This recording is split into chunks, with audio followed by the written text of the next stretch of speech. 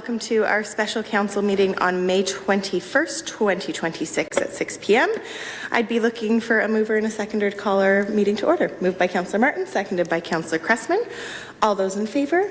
That carries unanimously, and I will turn it over to Councillor Cressman for our land acknowledgement.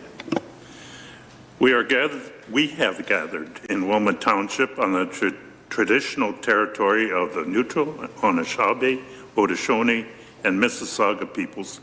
We also want to acknowledge the importance of the Dish with One Spoon Covenant, a peace agreement made between Indigenous nations before the Europeans arrived. It characterizes our collective responsibility to each other and Mother Earth. We should only take what we need, leave enough for others, and keep the dish clean. By acknowledging this covenant and the First Nation, Inuit, and Métis peoples, we are reminded of our important connection to this land where we live, learn, work together as a community, and I would say plant seeds, since it's planting time. Very good. Thank you, Councillor. We have no additions to the agenda, so I'd be looking for a mover and a seconder to adopt the agenda. Moved by Councillor Dunstall, seconded by Councillor Martin. All those in favour? That carries unanimously. Are there any disclosures of pecuniary interest? Seeing none. So this evening, as everyone I think knows who's here, it is a public meeting to be held under the Planning Act to consider the adoption of a new official plan. Currently, the recommendation is that this report, which is the draft new Township of Wilmot official plan, be received for information this evening. To get this on the floor, may I have a mover? Moved by Councillor Dunstall, seconded by Councillor Martin. And I will now turn it over to Director Martin from our Development Services to introduce this report. Thank you, Mayor Solomon. Just briefly, so tonight's purpose is statutory public meeting. We've had a lot of engagement opportunities to this date. This is another one of those opportunities for staff, our consulting team, and for council to hear comments on the draft official plan. Following that, our team will be making final edits and updates to the plan in preparation for a recommended adoption at the end of June. I'm going to leave my comments at that. Our consulting team is here. Mr. Nethery Joe is going to make a presentation along with Michelle, and then Rachel Green, our senior policy planner, and myself and the consultants are all here to answer any questions that may come up. And like I said, we'll be taking notes and hearing comments through this process with the outcome being updates to the official plan as needed prior to bringing the document back for adoption. So with that, I will turn it over to Mr. Nethery.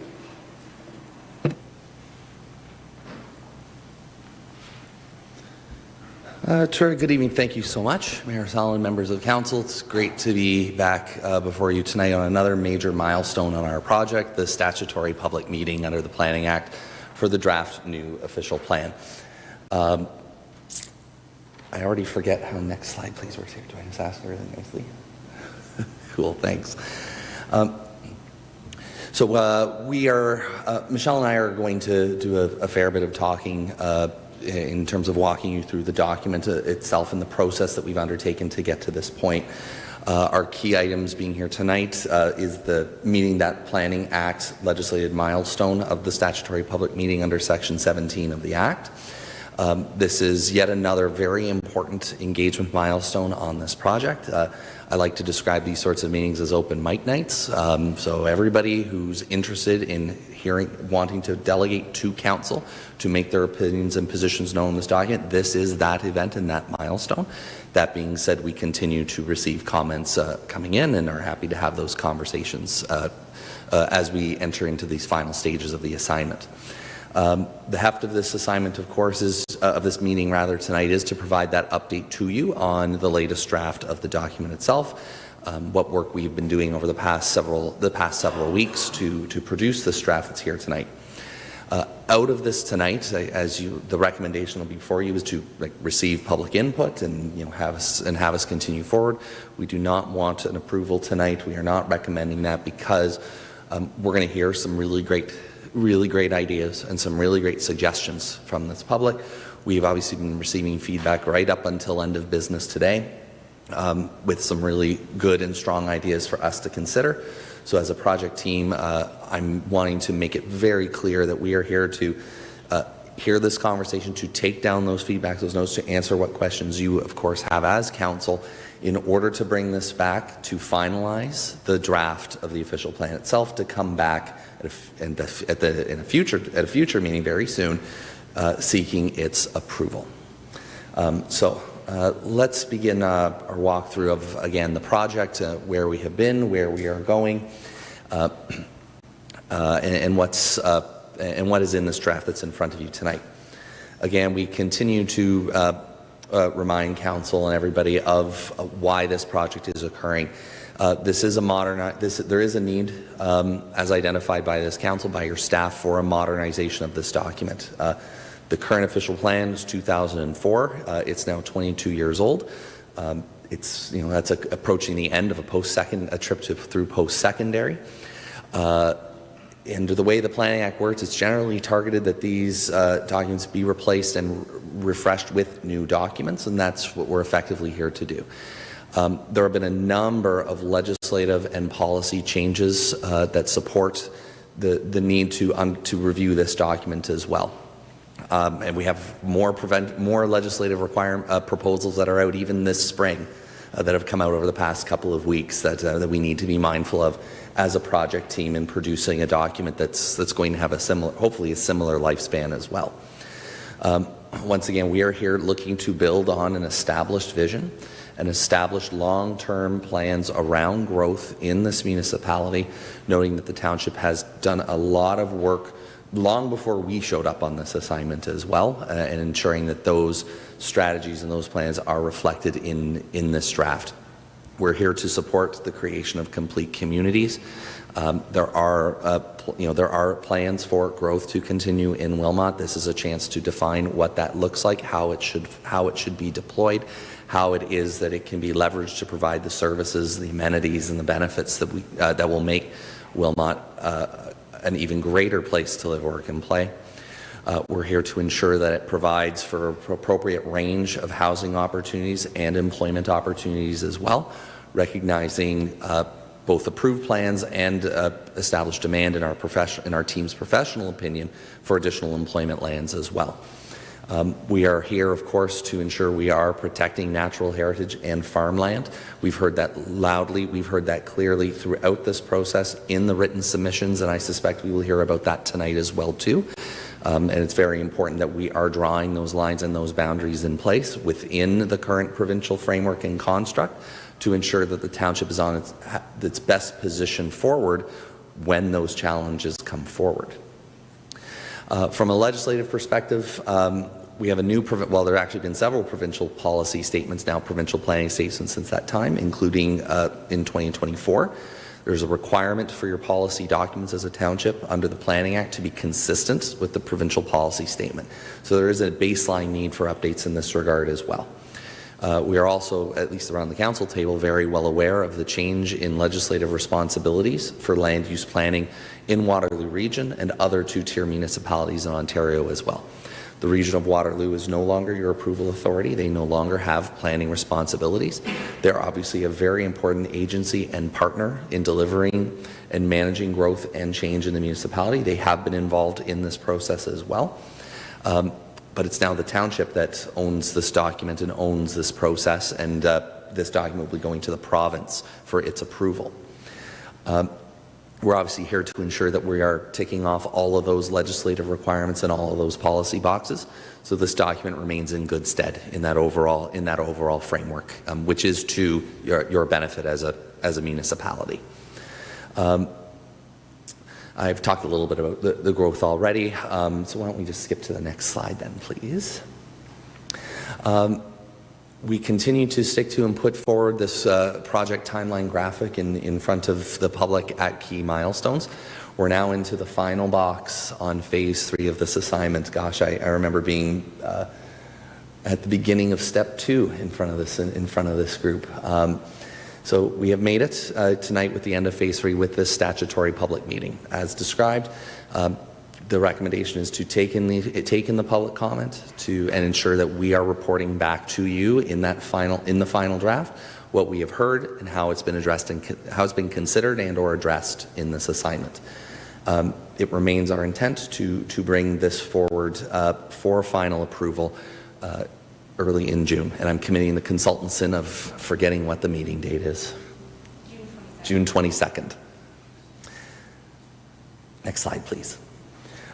So what we have been working on throughout phase 3, this key engagement phase of the assignment, out of the March 23rd council workshop on density, we have done 2 workshops out in the community as well, April 15th and April the 28th.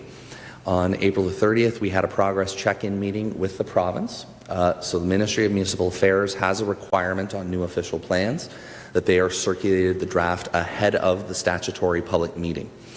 So they are currently putting the document through their one-window circulation so we can get those centralized comments back from the province and ensure that they are appropriately addressed and considered upfront of the approval itself to hopefully create an easier approval path through the province. We followed up with a subsequent meeting May the 7th when it comes to the layout of the document itself. So as much as this remains a draft proposal at this point, dollars to donuts, the province will be mandating a layout and an appearance of official plan documents themselves. If it does not happen up front and today, there will be an expectation that it is updated. We anticipate fairly soon after. Don't know precisely what that'll look like. We are future-proofing you for that future assignment. We can get it done now. We can get it done within our current scope. Frankly, all those policies that are in the text anyway, they just need to be in a different place. It's a proposal that we can work within comfortably as a consulting team, and I'm sure that we can have support however we can to get everybody comfortable with it as well too. We will also be focusing up with our follow-up conversations with Indigenous communities who have requested the additional conversations early in June as well, prior to approval. We brought out about 30 folks to those individual open houses in April as well. As of the time of completing this PowerPoint presentation, we had 9 submissions in from individual landowners and community organizations. 13 more emails additional to that. Those numbers have since gone up, just even this afternoon. They will continue to go up, and we are continuing to consolidate all of that information as part of our engagement summary work on this assignment. Agencies with inputs in so far, we've heard from the region, we've heard from school boards, we've heard from the Grand River Conservation Authority, we have heard from the province in parts, and we have also heard from Canada Post, incidentally. So, next slide, please.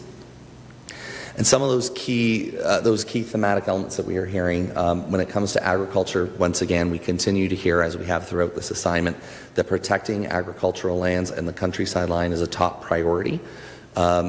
It says some, and I would say for many residents. This is about long-term food production. It's about rural character. It is about Wilmot as a countryside community. We believe the draft official plan contains the policies, the mapping, and the text to deliver on that. We are providing the provincial direction for supporting economic growth through agritourism and the agri-food network itself. This includes ensuring use permissions in rural areas remain current and as broad as is appropriate in rural areas themselves. We are being asked to ensure that policies around existing natural heritage features are protected, that any new environmental features are identified for conservation. This is more than just the map itself. This includes study requirements, that when development applications come forward in these areas, that the appropriate technical studies are being triggered to identify those features and for that protection to occur through those processes as well. We are also hearing about we are hearing about water, source water protection, the regional recharge area, its integration and interactivity with various landforms and features on the landscape.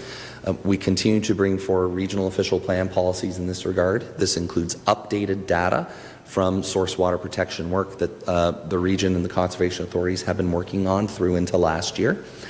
which is content and policy direction you will see standardized throughout Waterloo Region's official plans as all of the local municipal plans come forward. With respect to housing and urban design, knowing we've had a number of conversations with you as council in particular about this, we'd like to think we have landed on an appropriate approach that places density in appropriate locations at key intersections, in key corridors, that provide for appropriate transition from those higher intensity uses outward. We are doing that at a population density and a target that supports those forms, that continues to provide, that would be supported with a ground-oriented residential form as its priority. We continue to require in this draft official plan amendments if somebody is looking to go taller than 6 stories, because that will trigger a very important community infrastructure conversation. Because I believe you will require you'll have to have a talk with the fire department about how it is that we're going to get the right fire trucks in for anything that goes taller than that, and ensuring that that conversation happens through an official plan amendment. The current official plan does not do that. We are looking and have brought in the design policies that are looking to speak to both an aging population and younger residents. Wilmot is a more youthful municipality than some of your neighbors. That speaks to a family nature of this community. That does not mean that we're all in families, and families also come in many shapes and forms. The point being that a community that is designed with these considerations and thoughts up front and foremost are usually very attractive and desirable to everybody in those sorts of demographics, and we're looking to equip staff with the policy teeth in order to deliver on that through development application review. We are also including some policies for consideration in the future zoning bylaw review as well. That we should be the zoning bylaw should be looking at zoning around private amenity spaces, including regulations around balconies or space preservation, in order to continue some of the details of those important conversations at that time. On economic development, of course, I think everyone around the horseshoe agrees, and we've heard from you strongly about ensuring that we are providing those jobs, that they can be local, that they are supporting local and small businesses. On the rural side, we know that there is a rural economic and industrial sector here.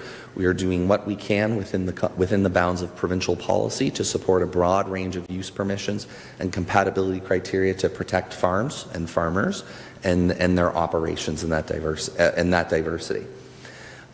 Within the urban areas themselves, I think we're well aware of a proposed settlement area boundary expansion to provide support, to provide additional employment lands rather, to be designated and support development, and to provide those opportunities for industries either to come to Wilmot or for those smaller businesses to continue growing upwards and outwards in this community and staying here as well. On transportation and infrastructure, we continue to provide the policies that speak to mobility choice and providing the ability for all of those alternatives to be considered and used when moving around. This not only relates to where uses are permitted, what uses are permitted, and what development is supported in those locations to make it easier to walk or cycle to those options, but also ensuring that we are providing the policies and the basis to support a growing roads network and transportation network in order to ensure the policies are in place for when that additional infrastructure is needed and required, that the township can take the appropriate steps at the appropriate time to secure that land and protect for that future need. We do have requests from the region of Waterloo so far to ensure that we are aligning with their integrated mobility plan and ensuring that regional roads are identified as multimodal corridors. They are their roads, it is their infrastructure, and it is a comment that we are obviously considering very strongly. As mentioned, with respect to our conversations with Indigenous communities, we continue those conversations as well. We have been asked for providing proof of engagement as a mandatory requirement for complete application determination, and that engagement should be following specific protocols with those nations as well, noting that the various municipalities within Waterloo Region as a whole already have advanced a number of those conversations with certain nations. Each nation, of course, having their own goals and wants and desires and expectations around those conversations. I think that's enough yammering for me at this point, so I'll let Michelle take a turn to walk through some of the technical content. Thank you. So as Joe had mentioned, we were out for consultation following our conversation with Council on March 23rd with the full draft official plan. Since that draft was released and through engagement with both the community and the agencies we've met with, there have been a number of changes to the structure of the document. So I'm just going to walk through some of the changes that we've made to the draft so far coming up to this point, because we have made a number of changes from what was initially released in late March, early April. And so this new official plan that we're bringing forward to you has much of the same body of policies. However, we have undertaken a significant structural reorganization of the official plan. And we wanted to get this done now for the statutory public meeting, because that is, well, the policies remain fairly similar to what was presented in the draft. The structure of where they're laid out in the document now conforms as best as we can to the new provincial framework for consolidating and standardizing official plans. So the province has released a framework and implemented regulations to set out specifically what can be included in what sections. They go as kind of detailed as what your map schedule names should be and what your land use designation should be. And so as part of bringing forward a new and updated draft, that reorganization, to the best of our abilities, has been incorporated into the draft that is before you today, with the understanding that a lot of the initial policies was entirely what we were consulting on throughout the month of April. And so while the document does look different, the content remains largely the same, except for what I'm about to walk you through. We have received some of the one window provincial consultation comments through. So we have heard from the Ministry of Citizenship, Multiculturalism, and Ministry of Municipal Affairs and Housing, as well as we had a clarification meeting with the Ministry of Agriculture, Food and Agribusiness meeting, and have implemented some of their feedback into the draft that's before you today. We wanted to get this official plan as close to what will eventually come forward for adoption, bringing forward more information out of tonight's meeting as possible. So those are the big significant changes that have happened, and then I'll walk through some of the stuff we've done to respond to agency comments and public comments as they've come in. So next slide.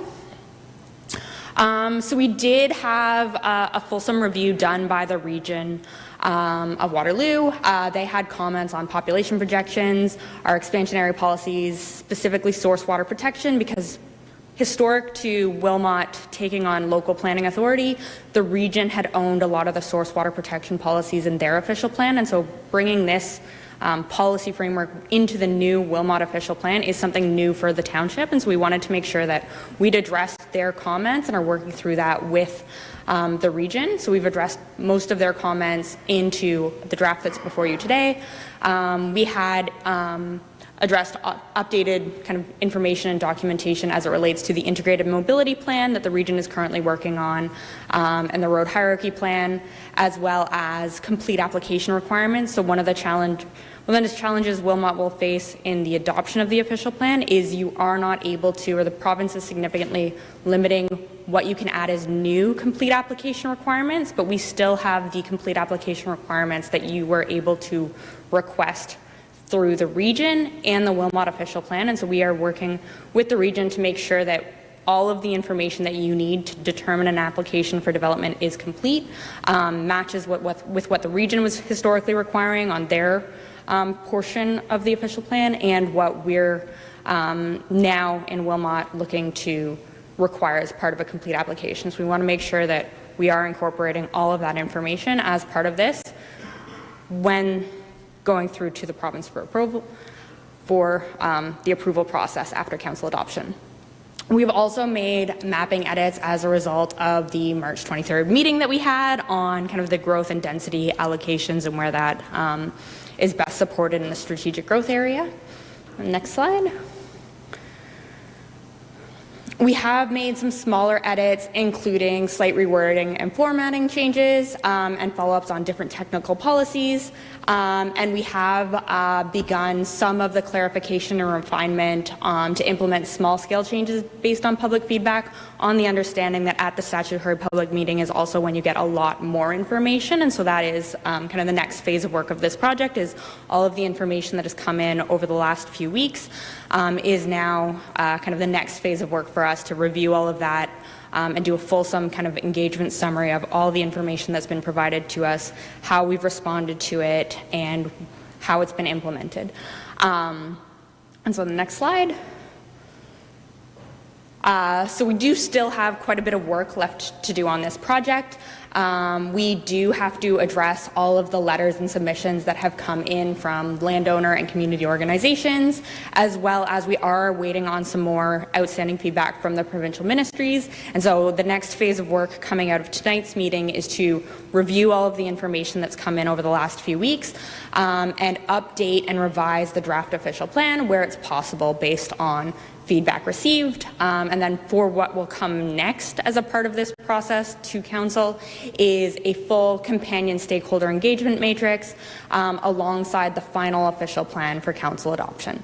And so there is, coming out of tonight's meeting, still a significant amount of work and rework that will go into making sure that the Wilmot official plan is the best we can possibly put forward for the final draft official plan for council's consideration towards the end of June. Next slide. So in terms of what the next steps are, today is the kind of final key engagement opportunity on the project before council adoption. So that's not to say that if we get a comment tomorrow, we're not going to consider it as part of the application process or of the kind of feedback we're incorporating, but all of the feedback received through tonight's statutory public meeting will be reviewed alongside all of the feedback we've already received to inform that final draft that we're bringing forward for council adoption. After that happens, so once council adopts an official plan, the official plan is then forwarded on to the Ministry of Municipal Affairs and Housing for formal approval by the minister. So it doesn't come into effect the day that you approve it. It does need to go back to the ministry for a formal review, and they have the final decision-making authority over the official plan. So that's where we're at now, and out of tonight's meeting, we are going to take all of the feedback that we hear tonight and incorporate that into a revised draft to bring forward to you the next time we join you. So, next slide. So that's it for us. Happy to answer any questions, and we will be here. Great. Thank you very much, both Michelle and Joe, for that. I'll look to council for questions. We'll go with Councillor Dunstall first, and then I have Martin and Cressman next. Thank you, through you, Mayor. Thank you for the presentation. Mr. Nethery, you had mentioned that you had received some comments that were good ideas. Are those going to be shared with council? Yes? Through you, Madam Mayor, to the councillor, yes. It's a core requirement, not just for the submission to the province to say, here's what we got, here's how we dealt with it. It's just frankly good planning and good work to do to ensure that it is in front of you, so you too have the full record as well. Thank you. Councillor Martin? Through you, Mayor Sallin, I was just wanting to explain that in the beginning, as Mr. Nethery was talking, it may have looked like Councillor Dunstall and I were being disrespectful, but her computer wasn't working. So Rajwinder was able to get into her computer. I was able to text her, so that explains why we were talking to each other at the beginning. Councillor Cressman? I would never expect you to be disrespectful, Councillor Martin. Anyhow. This is to, I don't know your last name, so I'll say Michelle. You talked about source water protection, and it transfers to the township. It seems to be a bit of the region is taking the water, and my experience has been as farming close by to a municipal well, there's working committees related to that well and farming practices we have to adhere to. in terms of the source water protection. And so is the township now going to be rolling that out, or is it going to be, I'm just trying to get a clearer picture of what that means. Through you, Madam Member of the Council, I anticipate we may have a tandem response coming to this. So I will start off by saying no. I almost said Halton. Waterloo Region does remain very much in charge of water supply, of treatment, all that business. What is what has been delegated to the township, and same with your neighbors, is the responsibility for land use planning around these matters. There are provincial expectations, including consistency with the Provincial Planning Statement 2024 and the requirements of the Clean Water Act itself to ensure that your planning documents and your planning decisions, to oversimplify it, take care of all of that kind of stuff. And so that is the component that we are future-proofing through with you, and other water-oriented conversations with the region. I know you have multiple initiatives and projects underway that are obviously tearing through that as well too. How'd I do, staff? Okay. Councillor Cressman again. So I see the thumbs up, assume that. The other question I had in reading through, there's policies that talk about wayside pits, how they should be handled, etc. I might have missed it. Does it talk about soil, receiving soil and dumping, or whatever you want to call? We have quite an extensive one going on in the township. Is that something we have to address as a township, or is that something that we would include in our township official plan? You know. Madam Mayor, I'll start, and knowing one of Mr. Martin or Ms. Devlock will take over here. Baseline with respect to wayside pits and wayside quarries, it is baked into the provincial planning statement that those are effectively permitted without need for applications. So specific to we can obviously define what it is we care about with those. We can obviously define some of the areas where they shouldn't be happening, for example, in the middle of a wetland, provincially significant wetland, and the base official plan draft itself will take care of all that. With respect to receiving excess soils, we're welcome. Yeah, welcome to the new big issue, a new frontier that most of these inner ring municipalities are now facing. I think I'm going to look to Ms. Diplock first to chime in on this, and then look to the left. I think I'll pass that one direct to Andrew. Through Mayor Sallin. So as council's aware, staff are currently working on providing a report to council on the background of excess soils and fill and alterations. Those policies would live in a bylaw of its own should council choose to take that approach. So those aren't policies that would live in the official plan. So the actual placement of fill is already regulated by the province through excess soil guidelines. So the Ministry of Environment is the responsible party. There is opportunities for municipalities to get involved in that process, and that's what our future report to council will be on, other municipal approaches, pros, cons, etc., but not something that would live in this document. Councillor Sadhu. Thank you, and through the mayor to Joe. I saw that in your presentation there. You were saying this OP is kind of geared toward protecting rural character. My question is about building heights. It's not your first rodeo. You've done many plans in different municipalities. I'm a councillor who's concerned about building heights in 4 stories. I see it's proposed with 6. In your expertise and in your experience, I believe there are still rural municipalities who have a maximum of 4 stories that they have in their official plans to preserve the village character, if you will. How many of those rural municipalities are there that you're aware of, or are most municipalities moving to higher building heights?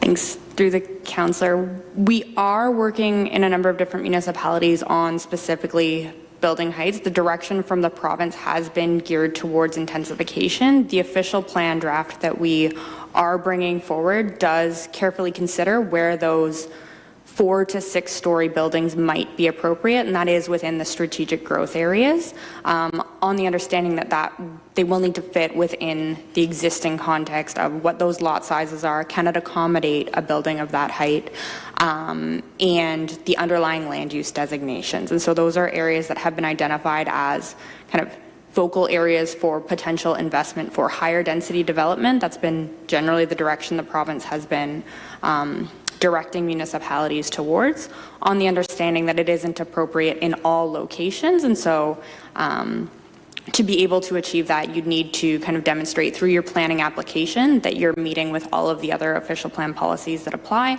and any other underlying land use designations in the zoning bylaw. So I'll pass it over to Joe. My only, sorry, through you, Madam Mayor, to the councillor, my only tiny supplement to this is that we do have draft policy text that generally limits those locations to very specific geographic locations, being the strategic growth areas on the map. If you are outside of those, so there will be decisions to be made through the zoning bylaw review as to about applying that standard, in an as of right default scenario outside of those particular areas. This is a plan that is, I'm going to say, does not permit mid-rise buildings. You'll require some form of a planning application to do that, which will trigger a public conversation and obviously deliberation on, is this appropriate or is this good?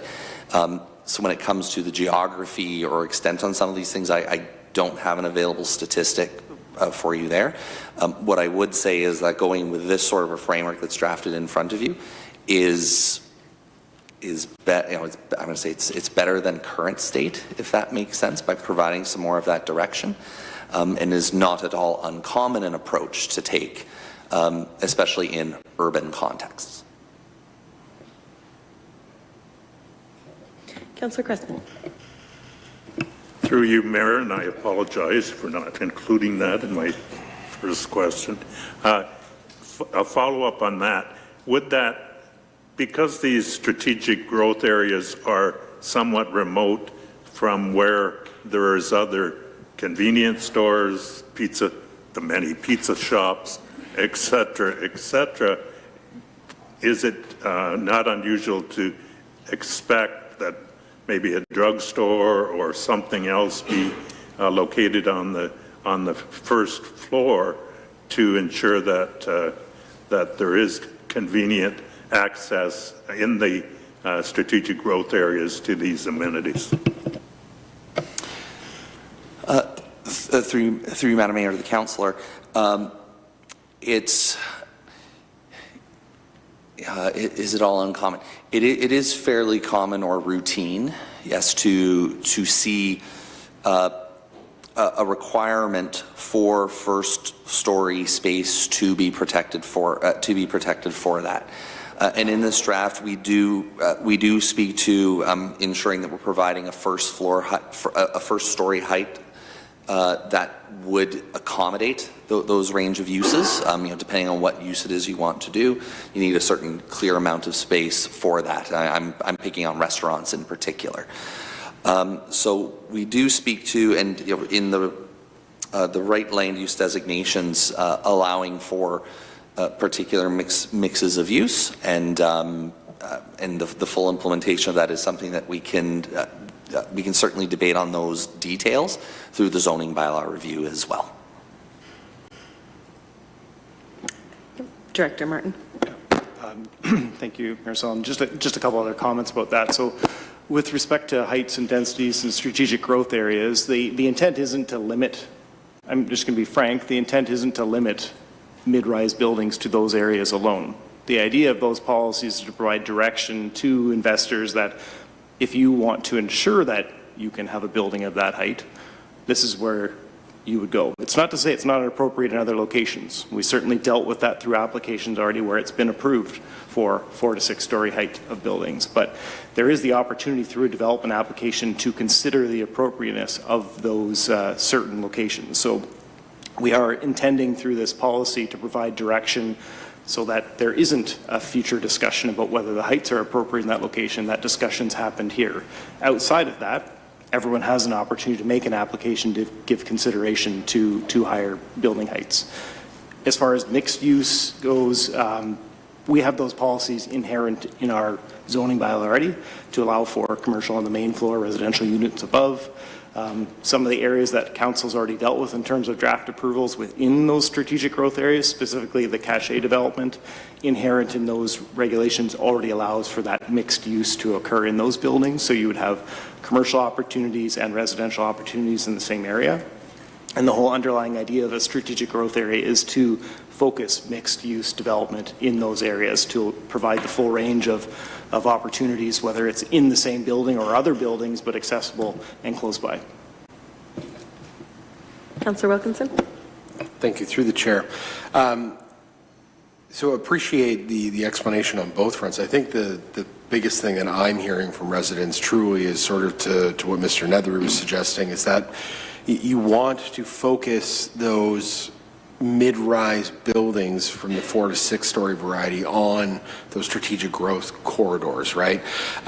Is there a way to sort of make it a little tighter to really discourage essentially what I would consider larger than mid-rise buildings within other residential areas? So if we're looking at even the area that's just adjacent to this location here, not seeing those buildings being put up at the far back, right? Is there a way that we can sort of lock it up and push it really to those main roads and those strategic growth areas? Through you, Madam Mayor, to the councillor, I think the short answer is, well, yes. You know, anything's possible. I think I would like to take this back as feedback received, and we'll consider as a part of the project team and see what we can report back with. Are there any other questions from council at this time? Sorry. Oh, okay. I did have a few questions that weren't covered. In terms of growth targets and employment targets, the growth it has that it's a minimum target, and I understand it's further described as to why it's a minimum, not to limit, but I know a lot of people in this community see this as a planning document, understand that we do need growth, but a lot of feedback I'm getting is, why can't we decide how much growth? So the word minimum, some people I've had respond with hesitancy of, A, that's a lot to commit to try and visualize from what we are now, but also, yeah, the minimum I think is scaring people. So if you could just speak a bit to that language, I'd appreciate that. Can do, Madam Mayor. The expectation that minimum targets are being set comes from the provincial planning statement. Again, let me give you a parallel example of this, right? I've mentioned a few times in public forum about large and fast-growing municipalities and other municipalities. Kitchener, Waterloo, Cambridge are part of those 29 large and fast-growing municipalities. Wilmot is not. There are different standards and expectations around growth management given the context that you're in, but the one item that is consistent for all of those municipalities are that policy documents set and establish those minimum targets. And to be clear, it is a minimum. The reason why those figures get set is for long-term infrastructure planning. So if we're trying to make a decision, well, how big of a wastewater treatment plant do I need? How many roads do I need? Where do these land decisions go? It helps that there is just something to aim for. And so that's basically the genesis of where minimums come from. It starts with provincial direction to help with some of that long-term agenda setting in municipalities. And in terms of the specifics that are in this plan itself, they're generally established figures through previous regional work and approvals, save and except for the employment lands settlement area boundary expansion that our analysis suggests is important. Michelle? I see you trying to tap the button, that's all. I was just going to say the figures that we are using are based on the background reports that we've done on housing needs and employment needs and commercial needs, and aligning with the regional figures that were initially put forward for consideration into this plan. So that is what is informing what we anticipate is reasonable growth for the Township of Wilmot. Thank you. I was also curious too, under housing needs, you have minimum of 10% of new ownership and rental housing be affordable to low and moderate income households. I don't love a really broad definition on affordable housing. Every single property and even some of the mansions that we have in Wilmot are affordable to someone. And even as we know, federally and provincially, there's not an agreement on what affordable is defined as. So I guess it might just be more of a piece of feedback, but I'm not personally comfortable with a document talking about affordable, but then not actually defining it. I think it sets up room for a lot of failure to achieve people's outcomes. But happy if you have further definitions on how you're defining affordability in the document. Otherwise, happy for that to be feedback. I can respond to that, Mayor Salonen. So as part of the provincial direction on land use planning and generally, they do have an affordable housing definition in the provincial policy statement. If that is not in our current definition section, it will be. So that is, like, there is a range of different definitions, and sometimes in different places there is different contexts where different definitions are more appropriate. In terms of what can help achieve those targets, it is something to consider as, like, it's a target. It's not necessarily something that you can mandate as a municipality, but that definition is included or will be included in the final official plan that aligns with provincial direction on what affordable housing means in Ontario. Okay, thank you. Councillor Wilkinson. Thank you. Through the chair, just on a side note, the affordable definition is on page 146. It's odd to try and think about that being defined as affordable, but anyway, my question is more so surrounding your population minimums, or the growth minimums that you're targeting. I mean, suffice it to say, there's obviously a lot of questions around the region's data and whether the integrity of it is there, and I've also seen the reports myself, and maybe even some other math that have sort of broken down what our potential constraints are that we face. So I'm just curious how you achieved those numbers. And then sort of as a further follow-up to that, I know when you were breaking down your minimum people per unit, those just seem a little odd, and I'm looking for clarification on how you sort of achieve that as well. But I would have been under the assumption prior to reading this that our target would have actually been a lower number based on the current math.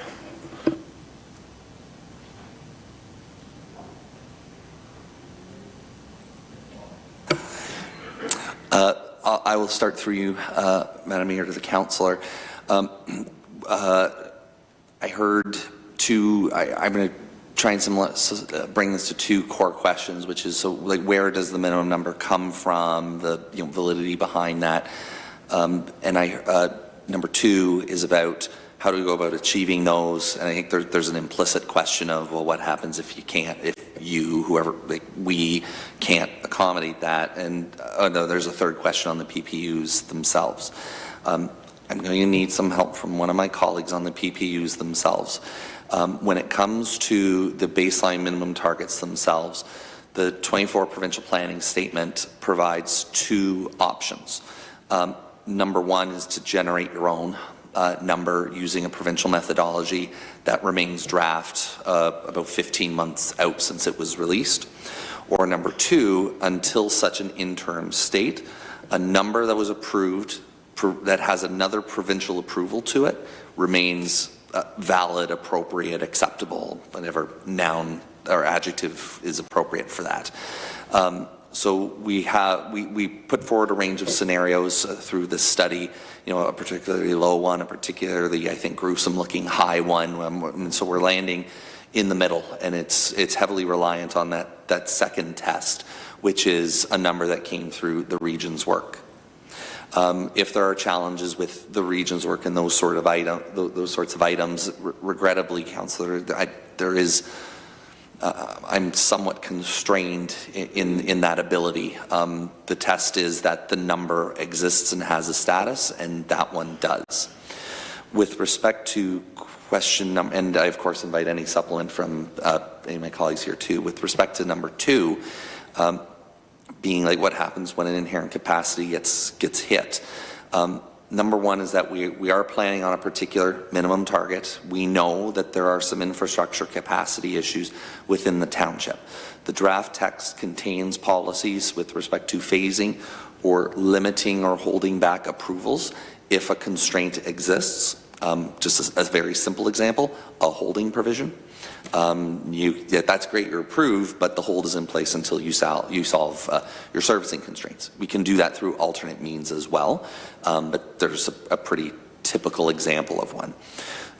So I submit to you that what we have in the draft today does provide those backstops in that scenario, such that we don't end up in a situation where there are shovels in the ground without capacity to support them being in the ground, on the understanding, of course, that maintaining that balance and ensuring everything goes okay doesn't stop tonight or with the approval of the plan, hopefully, at the next time we're before you, but is an annual ongoing matter of vigilance that the totality of the corporation is here to deliver and protect for, with of course your friends and colleagues at the region.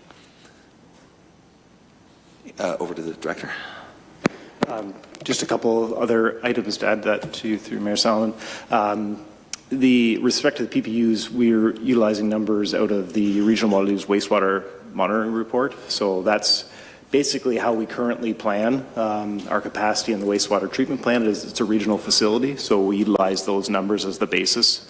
And then, agreeing with Mr. Nethery's comment that we had to start with a baseline number that has status. Certainly, the urban metrics team did do additional analysis to look at whether those numbers are realistic in the context of Wilmot, and that's where we landed on a number actually fairly close to what the region had projected our population growth being. And then we tied it to our remaining capacity in the sewage treatment plant. So there was a few factors there, some new work, some old work, and some cross-checking to make sure that our numbers and assumptions are valid. And just to add to that, 2 special regional council meetings ago on water, the region did verbally confirm, Commissioner Regier confirmed that Wilmot's limitation is not a water constraint, it's wastewater constraint, which does continue to be the same number. That was not changed through regional methodology changing. Councillor Cressman.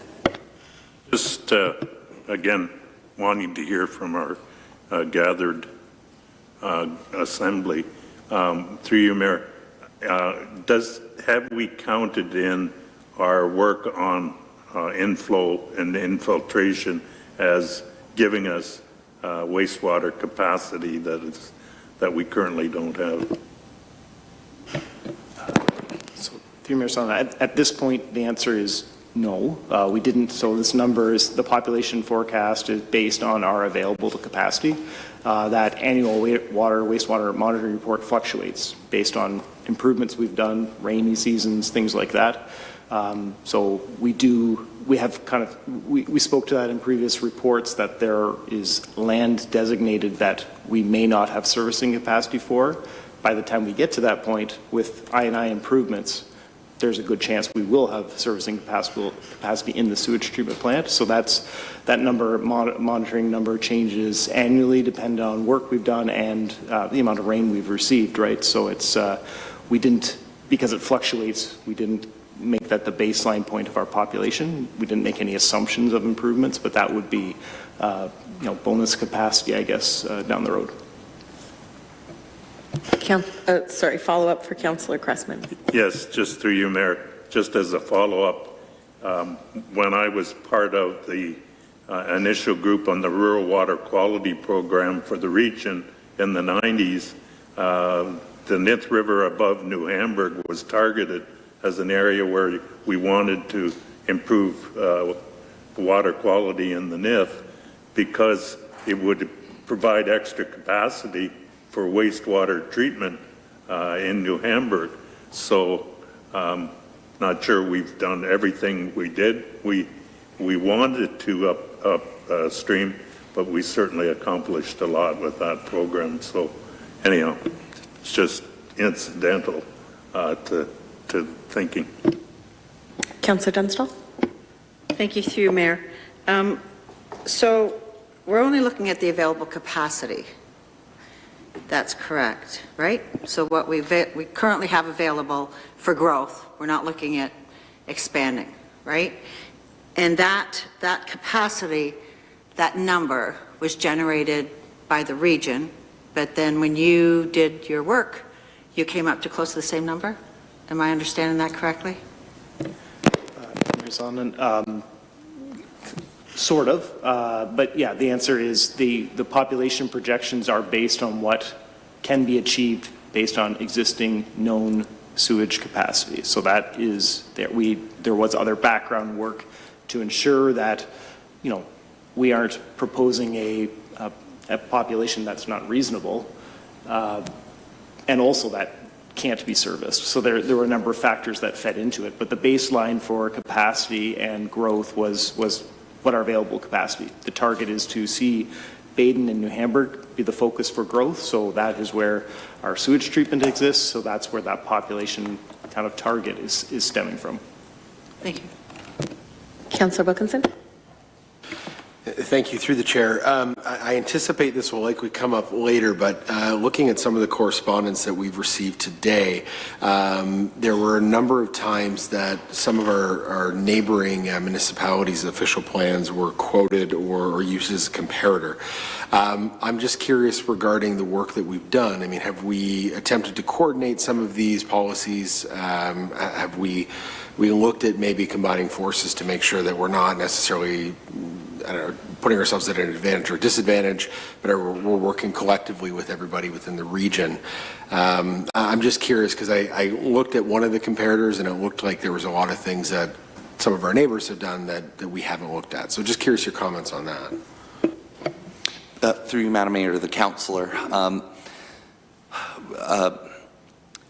No, like I don't have a particular like consultant working group on with respect to the other municipalities. You know, there's one thing about the loss of whatever we happen to think about those decisions. There is one item that the loss of Waterloo Region as a municipality with planning responsibilities. Obviously, you lose a skill set and a forum in that sense. The planning directors do all talk frequently and with regularity on all sorts of planning issues to ensure that we are learning things. From a project perspective, there are elements in this draft in particular that the region has pointed us toward on some environmental matters. So you will see similar text in our draft to what you see in Kitchener. I'll do my, I have to be a salesperson now, so I will note that it's our team that is completing Wellesley's official plan as well. You're about 6 weeks ahead of them.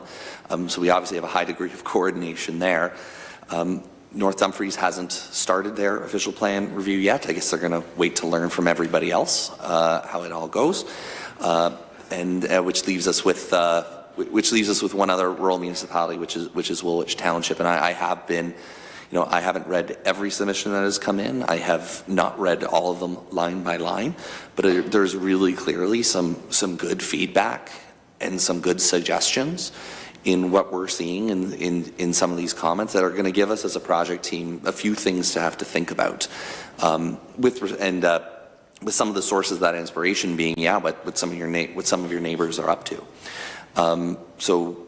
Like, we are not, to be as clear as I can, we are not done today. Like, there's a reason the recommendation is not approve this tonight. It's so we can go back, we can digest all of this, we can gather in these final questions and make sure that we're undertaking some of those validation checks to give you as council the comfort that we've done our job here as a project team. So I think this is really good feedback, and I'm looking forward to finishing off these public comments as well. So is Michelle, for what it's worth.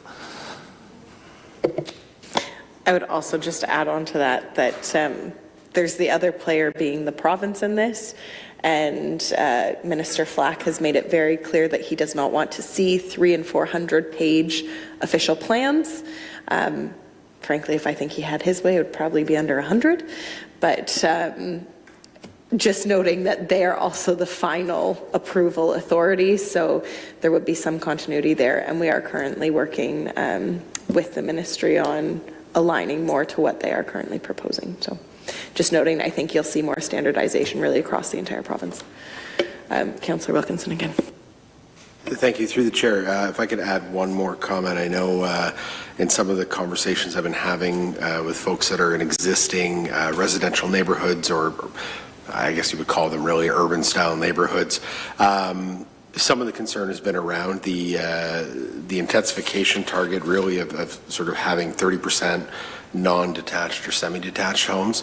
So if you're looking for feedback, I anticipate you will probably receive additional comments and emails from residents that are concerned about that as it pertains to obviously some of the newer greenfield development and additions onto existing neighborhoods. So I would echo that comment. I would again sort of bring forward the idea that I'd like to see that intensification happen more in those strategic growth areas and on the core. So when we're looking to intensify, that we're hopefully doing it near amenities and bus stops and main corridors.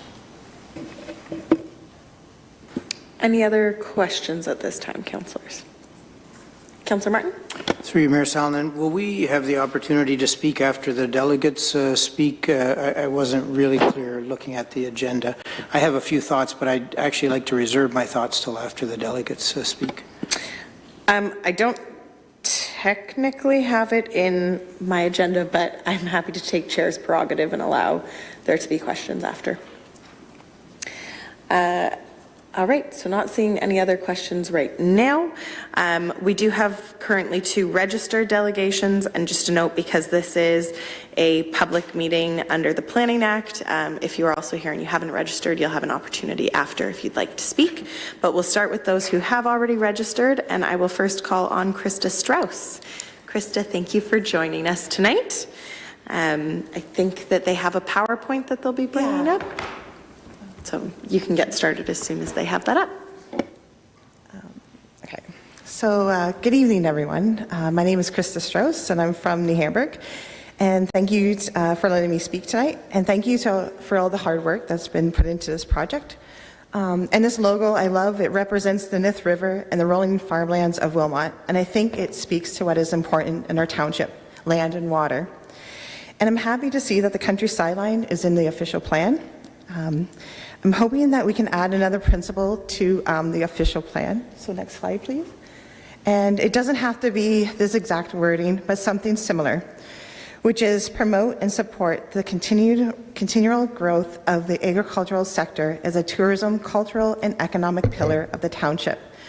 And I feel like this principle speaks to our community's priorities. It is very fitting to mention this at the start of the official plan. I know we kind of talk about it, or it's kind of talked about it further down, but I think it's very important to put it as one of our priorities and values. Next slide, please. And it just goes to show protecting farmland was number 1 here. Next slide, please. And so it does. As we grow to 2051, farmland will still be vital to Wilmot.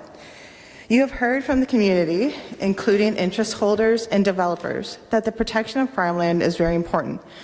But in order to really protect farmland, we must ensure that we have a strong network of businesses to support it. After all, it takes a community.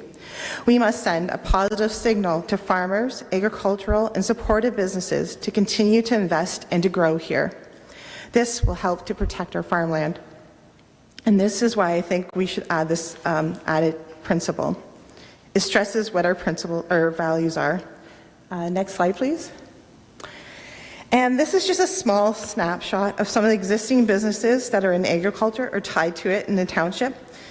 I am missing tons of businesses, and growing up here, I've heard throughout my whole life that anything within 30 minutes of Stratford is in the dairy heartland of Ontario. And that includes us here in Wilmot. So I'm missing, there's probably only 1 dairy farmer here, but we know we have tons here in the township. I'm missing pork producers, poultry, sheep farmers, grain producers, and we're starting to see an increase in vegetable producers here as well. I'm missing many construction. There's tons of businesses that could have been added to this. Just recently, I was just reading the paper that there's a new lawyer in New Hamburg, and her focus will be on agriculture. I think we have a huge potential here in the township for more, and especially as Canada continues to grow, the need for reliable food close to population will continue to increase. Next slide, please. And what I'm suggesting follows the provincial planning statement of 2024. Ontario's vibrant agricultural sector and sensitive area will continue to form a part of the province's economic prosperity and overall identity. Wilmot fits nicely into this. And I was trying to look into Bill 98. I think what I'm suggesting also fits into that. I didn't see anything to go against it. Next slide, please. Well, you probably can't read that, but so I was trying to find recent official plans from other municipalities, which is hard to do because many are in the same boat as us. And I was trying to find places that are similar in population to us. And the ones that I did find have principles or goals that are listed at the start of the official plan that mentions more than just protection of farmland. They talk about the importance of it to the economy, to their identity, and a source of food, and so on. Next slide. So here's some more, what they have as their goals or principles. And then next slide, please. And then, so I'm just asking that we could have this, something similar added as a principle to our official plan. Another concern I have is, I noticed that Waterloo Economic Development Corporation is included in the official plan, and I know they do a lot of work in the region. I just don't think they should be mentioned, only because council votes whether we should be a part of them or not. We don't know what next council will decide, whether we will be a part of them or whether we won't.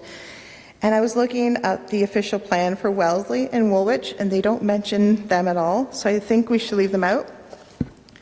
And then I just have another question. I just happened to, was looking at the report for tonight, and it suggested that we need 12,000 new jobs. I'm not sure if that was just a typo or if that just is the total amount of jobs. Okay, because I just saw new and I was like, we're only supposed to grab potentially 11,000 people. Okay, so I just wanted to make sure that was, okay. And I think, I think there's a few people that wanted to speak tonight but can't make it here, so I don't know if there's possible to have another night for something similar, but I'll just leave it at that, and thank you. Thank you very much, Krista. In terms of others who want to engage that weren't able to make it tonight, they certainly can continue to reach out to the team and provide written comment, and then it is coming back to council as well, which I would prefer we'd at least hear before that final meeting, but that is another opportunity if they want a council chamber format to be able to engage. Were there any questions? Councillor Crispin. Yes, through you, Mayor, to Krista. Yeah. I would like to see economic leading the way, because if I don't make... I just put it as because pillar, I wanted to like put... If I don't make money farming, I'm not going to be surviving. No, I think I did have it as a front, but I wanted to tie it in as a pillar because I felt, yeah, I agree. It should be. Okay. Very good. Councillor Dunstall. Thank you, through you, Mayor. Thank you, Krista. I do agree with you about the agriculture, tourism, and I'm really hoping that we can mimic Wellesley and get that to grow. So thank you for putting that out. I know it's already in the document, but I do agree with you. It's more prominent. Thank you. Thanks. Any other questions for Krista? Okay. Seeing none, thank you again very much for joining us this evening. Next up, registered, we have Kevin Thomason. Thank you, Kevin, for joining us this evening. And I don't believe that you have a PowerPoint? No. Okay, perfect. So then you decided to keep it simple tonight. Honorable Mayor, councils, and guests, my name is Kevin Thomason, a longtime Wilmot resident and vice chair of the Grand River Environmental Network that was worked on official plans across the Grand River watershed for decades.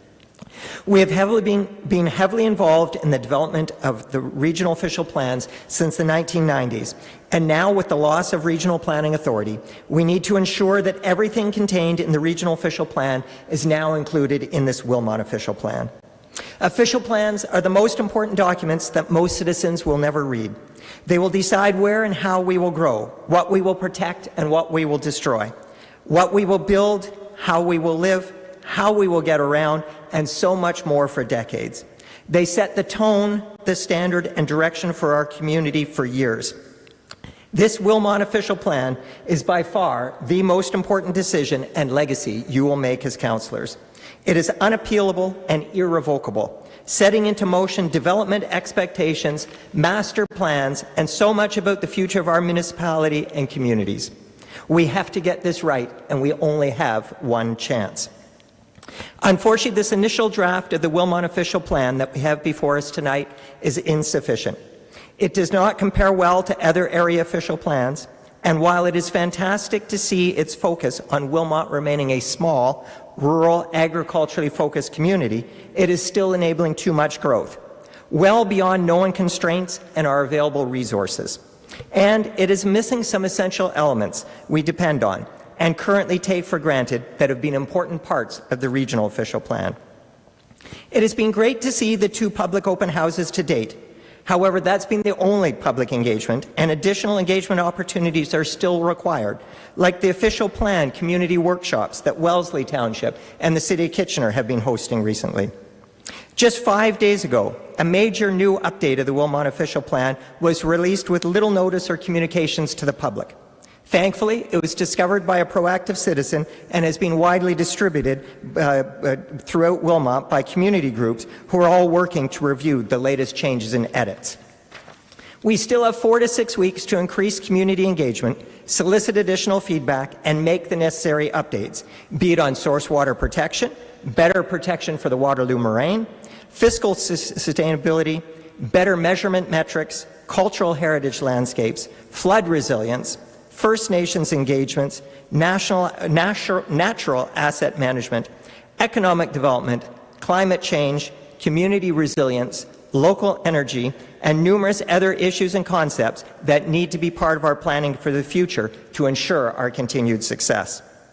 While our current Premier may try to limit our future and seeks to diminish our planning, we need a very strong, detailed Wilmot official plan that clearly states our community's goals, targets, and ambitions, cementing your legacy, properly informing future elected officials, and setting a clear path for the future, regardless of who's in power at Queen's Park. Thank you for the public engagement opportunities so far, and an official plan that correctly positions Wilmot as a small, rural, agriculturally focused municipality for the coming decades. Please continue the outreach and dialogue. Please schedule additional public engagement opportunities. Please listen to our concerns and feedback about the additional elements we want to see in our official plan.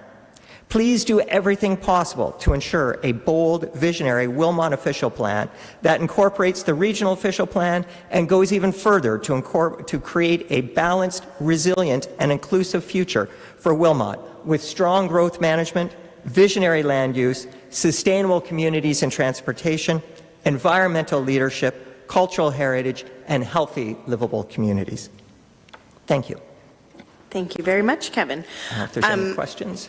I'm going to jump off with, I have a question, because I know that you had emailed us today. I've been in and out of different meetings, so I haven't gotten through all of it. That's but fine. I want to ensure in that email, does that include the context that you were referring to, more elaborating on the missing pieces versus just the kind of highlights that you identified tonight? Yeah, no, and even the document I sent you still is just a highlight. There is a much more involved document that a number of community groups have been working on, where we're actually trying to do, I'll call it a line-by-line edit of the Wilmot plan with suggestions, and actually numbering every single line of the official plan and things like that. So I think the key message really from the community is we need more time, we need more engagement. We like many of the things we see in the plan, but there's still additional things that we feel need to be in there, especially the tone, the values, really setting the stage for our community. So the best I can say is we're working as fast as we can. We only got this last draft, which admittedly was a pretty major update 5 days ago. And so we worked, some of us, every single day of the long weekend on it, and we're moving as fast as we can. We'll try to get it to you soon. So, and it'll probably be a variety of different feedback simply because some of our community groups have different focuses than others. Some are more focused on water, some on aggregates, some on a variety of issues. So it may depend on the group what particular angle you're hearing the most from. Okay, that's great. Were there other questions, councillors? Councillor Sadhu. No, not so much a question, just a comment. I do agree with their sentiment of slowing things down. This is a very important document. The official plan doesn't come up very often, so I am in agreement with that we do need to take our time. There's no gun to our head. There's no hard deadline. So I agree with your sentiment of sometimes it's better to just take a deep breath, make sure we have everything in order, because this is not a small deal. This is a big deal, and we want to make sure we get it right. Yeah, and thank you. And I'm glad to hear that. I know there is a real desire from this council to get this done in this council term and to try to get it pushed through. We saw slides earlier showing June timelines and June final approval, but I know I was talking to one of the other area municipality mayors just yesterday, and he was stating that they don't envision it coming to their council until early July. So while I mentioned in here kind of 4 to 6 weeks, let's use every day of that to our advantage and try to get the best possible document we can here. It is astonishing how much the Ford government is making these documents permanent and irrevocable. And once things are set, there isn't going to be a lot of easy opportunity for change down the road. Councillor Cressman.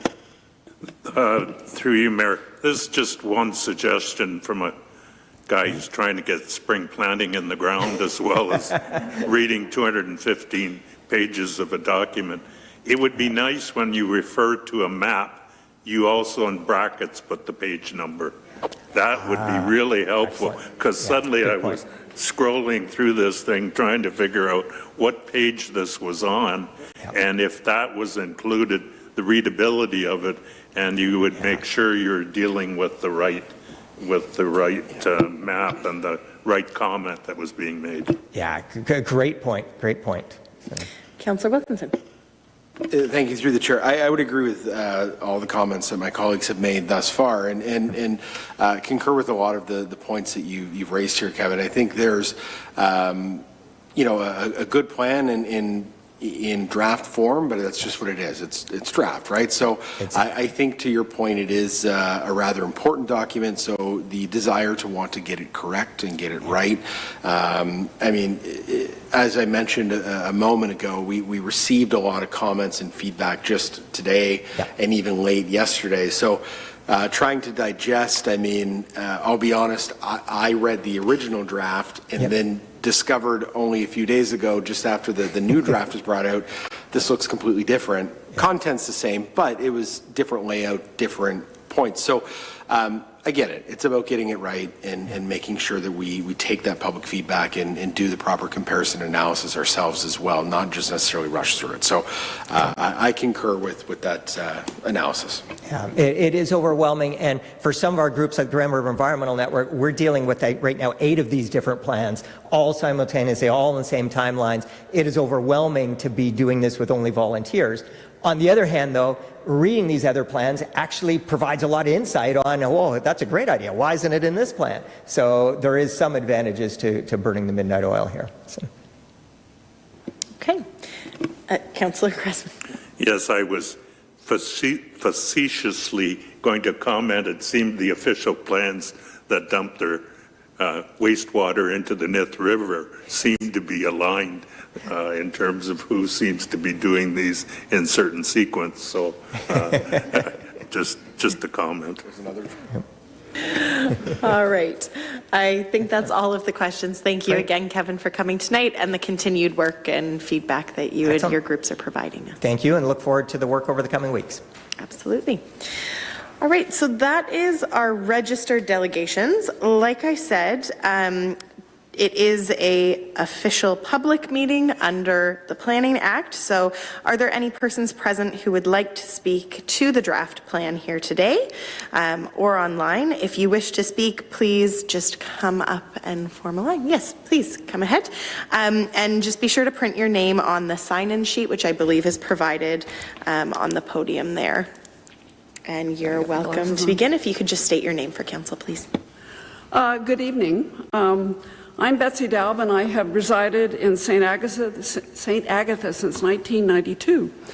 I'm here to speak tonight about the Wilmot Township official plan for 2026, which is in front of the council tonight, as we have been hearing. Members of my family and I attended the official plan open house in St. Agatha in April. We had lots of questions and got lots of feedback. I did get the feeling that the entire official plan exercise was one of making Wilmot bigger, but there did not seem to be much thought put into making Wilmot better and more resilient. There's a number of issues with the official plan that should be further addressed, as we have heard tonight, and I know that you have received information from a number of concerned citizens on this. The issue I want to talk about here is water, and I know this has already come up, and I hope that my comments add a little bit to the conversation. I feel that the water crisis is at the crux of the issues facing the region as a whole and underpin any development in the township and also the region. It does not matter how many pretty homes were built here. If one cannot brush one's teeth or make macaroni and cheese for one's kids, not to mention flush the toilet, no one is going to want to live here. No water, no people, no township. Several education events have recently shed much needed light on the local water crisis. On March 12th, there was the Water Capacity Forum, and on March 21st, there was a webinar, Our Water, Challenges and Solutions. At those events, Kevin Eby on March 12th and Hugh Simpson on March 21st told us how the history, geology, and geography of the region created the groundwater sources we use here today. One vital aspect of the system is how the aquifer is maintained via important recharge areas. No recharge, no aquifer, no water, no people. I think you get the point here.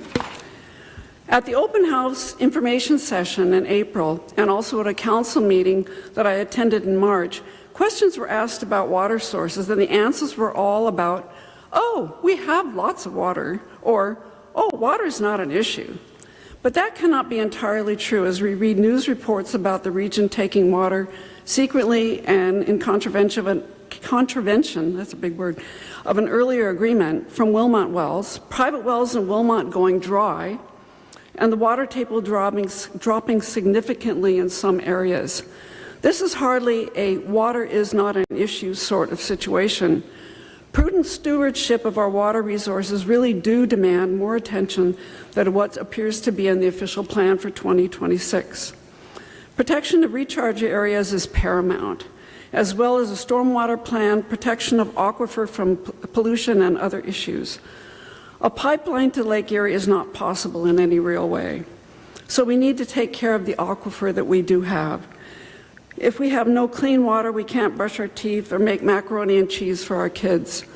Wilmot Township needs to go back and rework on this issue. This is something that has to be well considered, well thought out, and well planned. It has been brought up that the other official plans in the region have done so much more comprehensive job on these issues facing us. Many citizens have sent you information on a number of situations and a variety of solutions. I urge Wilmot councils and staff to look at those reports, refocus on the solutions we need for a better, more resilient community, and potentially amend the official plan for 2026. Thank you. Thank you very much, Betsy. Councillors, were there any questions? Councillor Cressman? Just as an aside, through you, Mayor, I consumed macaroni and cheese that my wife brought to the field today, and Oak Grove cheese. and I think besides not being able to brush my teeth, I worry about my pig barn not having water. So I think the livestock farmers who rely on wells are very concerned as well.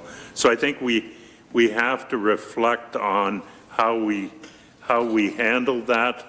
And my worry, I mean, I'm not a theorist, yes, thank you. My tongue doesn't operate the way it used to.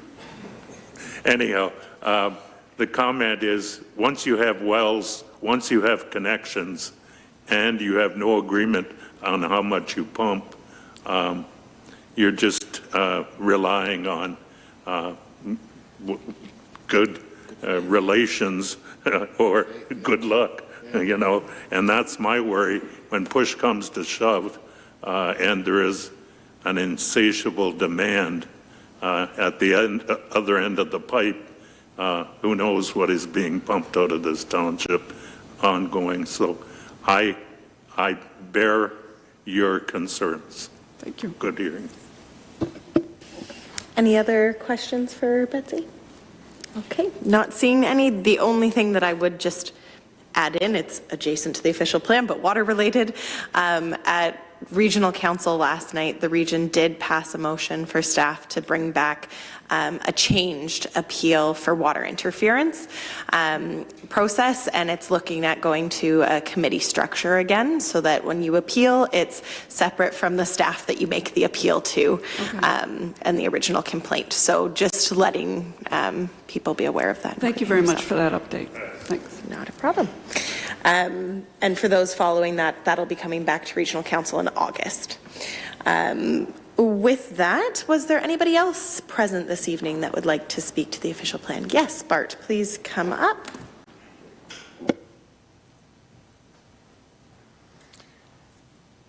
Good evening, Mayor and councillors. I'm Bart Van Andel. I have been living in the township since 1982. I guess the main point, first of all, I'd like to agree with Kevin as far as having more ability to make comment. I'm not sure if I heard it correctly. Is tonight the last night that you can make comment the way it stands? I'm currently in the process in a council setting without it being the approval night, but I think based off of feedback, I was going to ask staff about that a bit later. So, yeah, but you can carry on with your comment. Sure. Yeah. So if that can be expanded, I don't know, a couple of weeks, 3 weeks, that would be wonderful. The other thing is there have been suggestions made. There was a draft that came out, and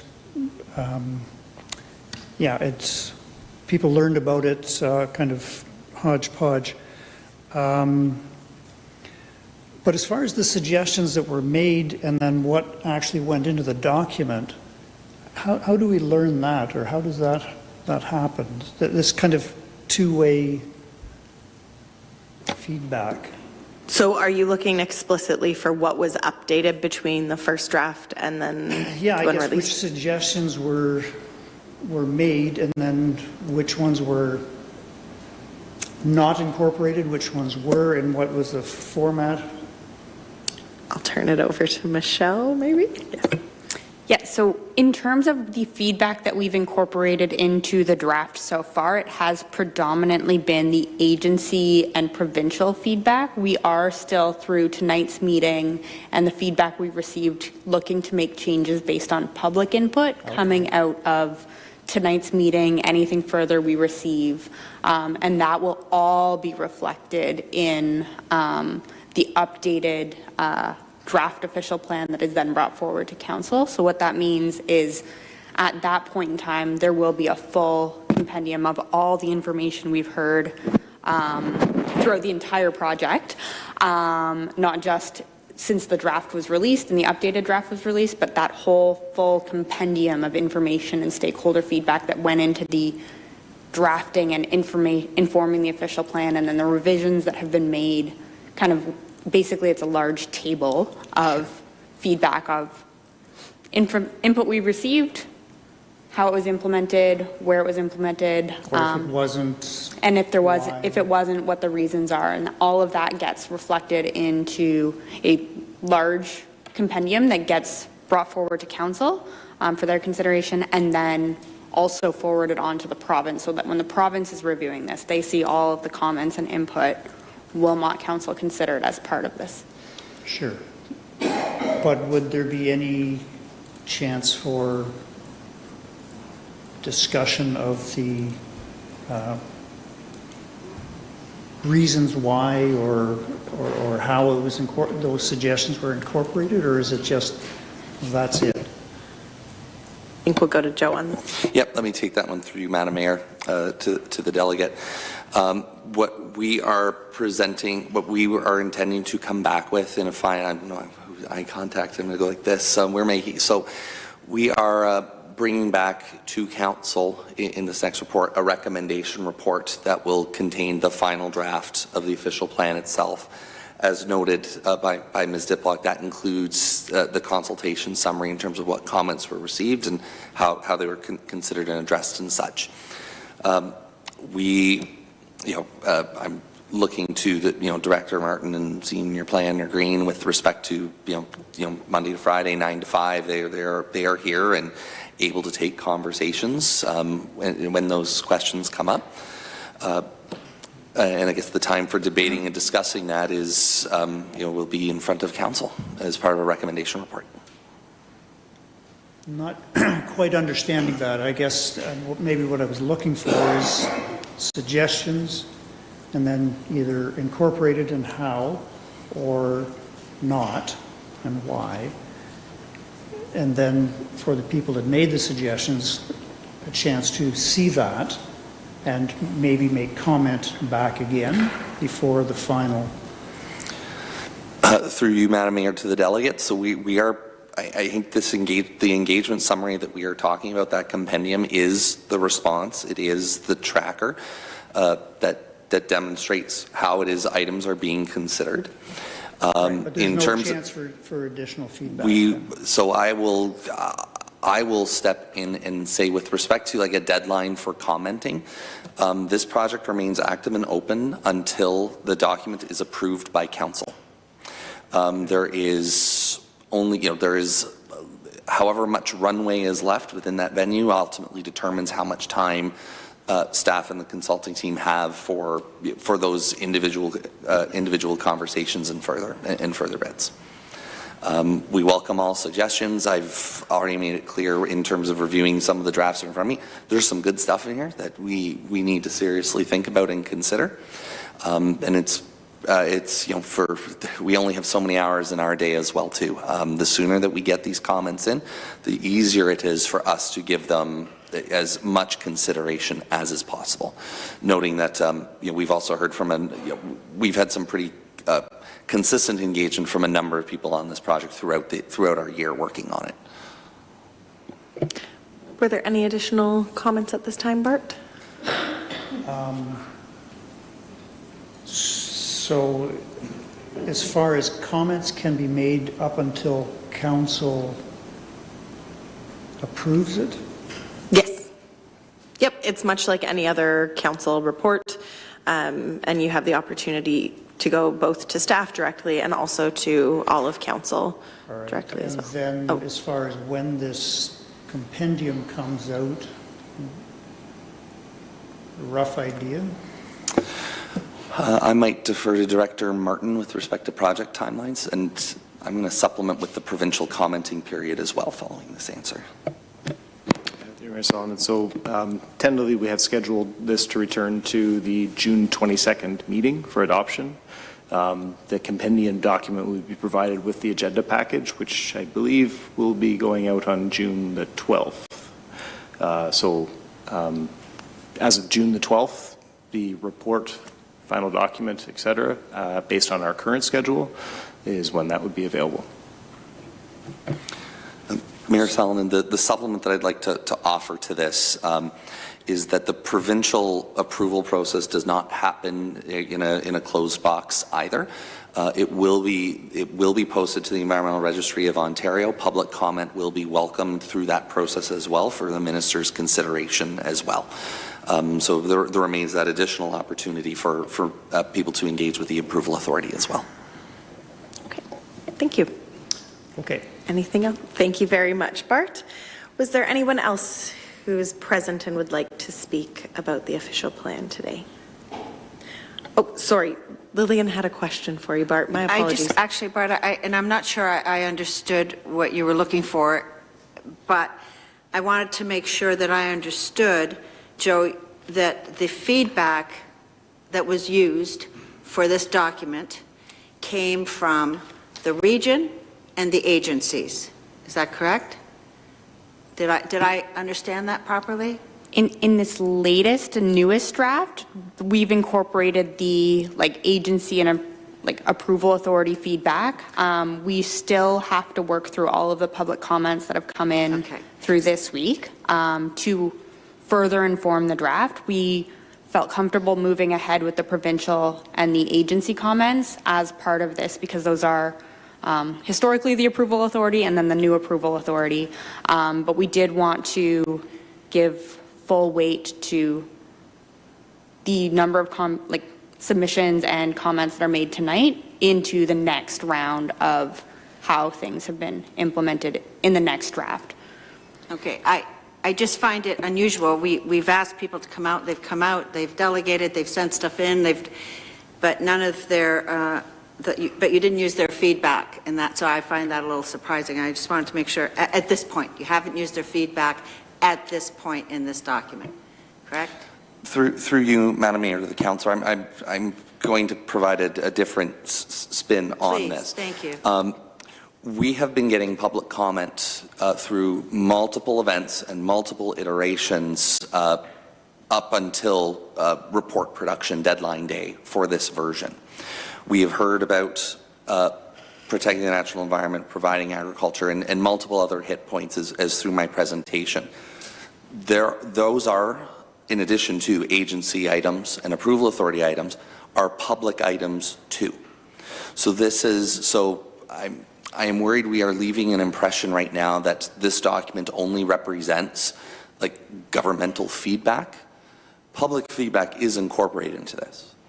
What we have now in this latest iteration is a new bundle of public feedback. And we still have to go through this as a project team to incorporate this. And again, I'll reiterate, we're getting some really good feedback here. And we look forward to ensuring that what we're receiving can either be incorporated, if of course we can recommend that as a planning opinion, and if we cannot, we will be providing that why in the compendium tracker. It's not my business to just say, now we didn't incorporate it. Like I said, I'm a salesman. I want to do more projects like this. It's important that I'm demonstrating that track record of responsiveness. What I need is, and our project team needs, is the time to go through that and consider that work. And that work that we need to consider at this point is nearly exclusively public feedback. Great. Thank you. And Director Martin, no, okay. Sorry, Bart, I think I'm making you get your steps in today since that was actually a question for you, but if you had another comment. So if there is public feedback incorporated in this current draft, is it possible to have an interim compendium just to see what was included, what wasn't, where it was, and if it wasn't, why? So that was a part of the presentation I gave over in the overview today. So that is some preliminary information on the understanding that when you get to the statutory public meeting, the meeting tonight is when you get the bulk of public comments. And so that is where we have incorporated feedback from the open houses and small changes. But when we start to get submissions through the formal process, that is where we need to do the cross references between, okay, somebody said something about policy X over here. We need to make sure that we're kind of responding to that in the full engagement summary. And so that is kind of the next step to this, is all of the information that's come in over the last really week and a bit, building on the changes that we'd made out of those open houses. So that is in the slide deck that we'd presented on the kind of smaller public changes, on the understanding that this is the time where the bigger conversations need to start. Okay. Thank you very much, Bart. I guess I would just pick up on a question there, Michelle. Is it possible to have, as you guys have already gone through and digested the information from all of the public engagement, can you just include that in the compendium and kind of do a summary of if it was incorporated or if, and then why it wasn't included, just to make sure that when somebody's looking at the compendium, they know this is literally everything that our community has said about the official plan. Is that possible to do within the scope of the project? Yes, that is already being worked on. Okay, it is not a show-ready piece because there is... Nope, totally feedback understand tonight. that part. Just want to know that the final document will reflect that. Perfect. Thank you. Councillor Cressman.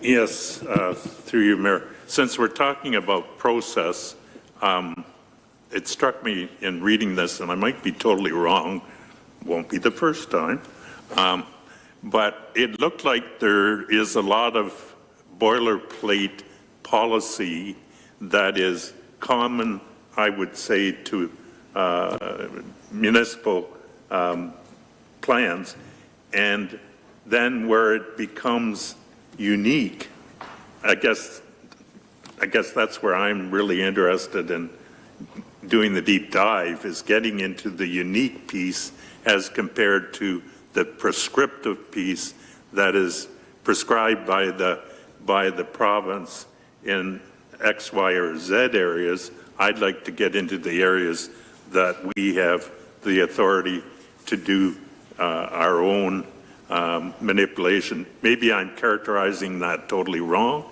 but I would read, contiguous natural features for a woodlot, this should be protected, and here's the triage way that would be addressed.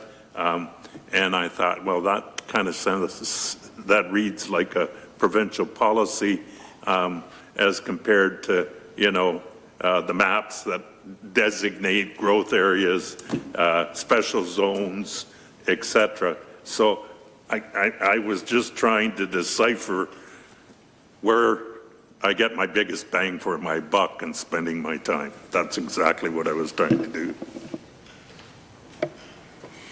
Through your Mayor Sallin to the councillor, part of the we have some earlier feedback tonight as well about what are we doing around being able to standardize or harmonize approaches across some of the other municipalities.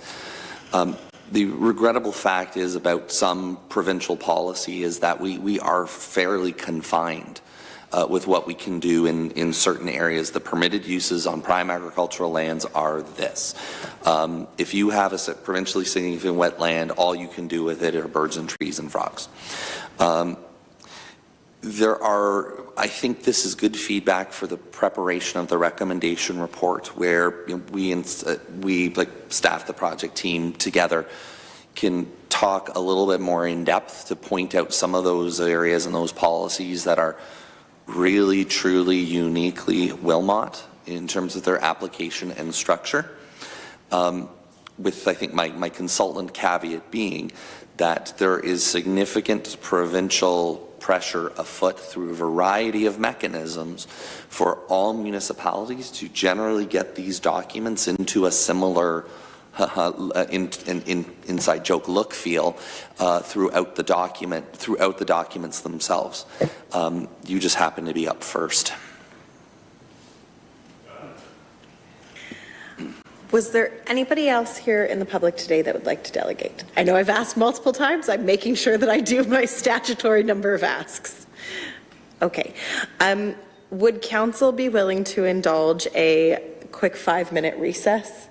Actually, we can make it a 7 to making us come back at 7:50 p.m. I moved by Councillor Cressman, seconded by Councillor Wilkinson. All those in favor? That carries unanimously. We will return at 7:50.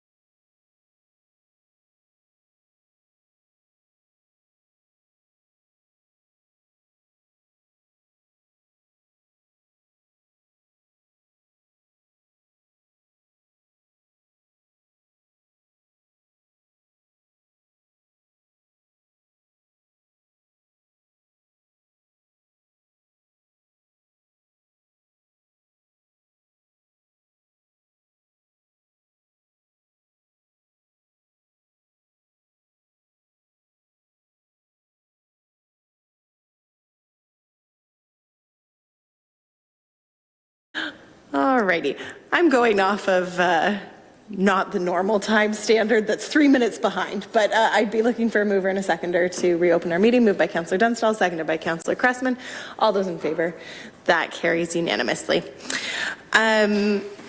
So we don't have any other people who are looking to speak tonight, but Council, did you have questions? Councillor Martin.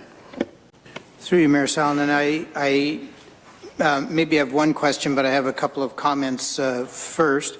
I've been listening to various people. I appreciate all of you coming out tonight and the delegates who spoke. Some of you have also written letters, and I appreciate that. I'm not opposed to slowing the process down and waiting a bit to seeing if more things need to be added.